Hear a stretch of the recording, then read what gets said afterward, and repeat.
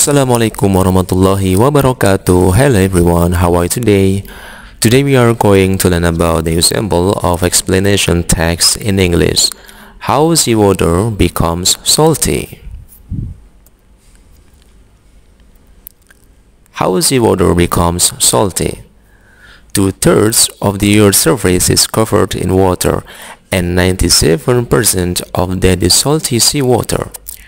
Only 3% of our planet's water is fresh, such as water in rivers, lakes, and streams. This fresh water plays a big role in explaining how the sea becomes salty. Water moves around our planet in a cycle powered by the sun, from the sea to the sky to the land and then back to the sea.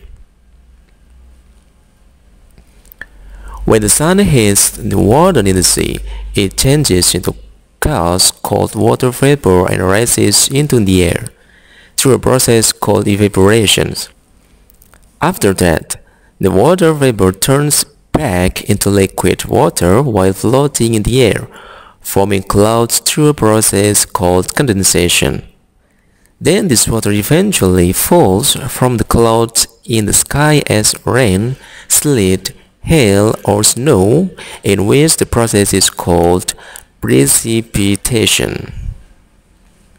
When this flows into streams and rivers and eventually makes its way back to the sea.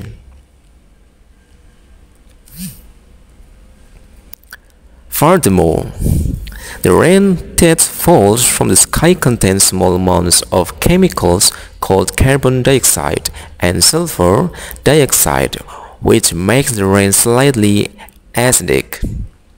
This acid can absorb small amounts of mineral salts, including sodium and chloride. These mineral salts are dissolved from the rocks, which then enter the water.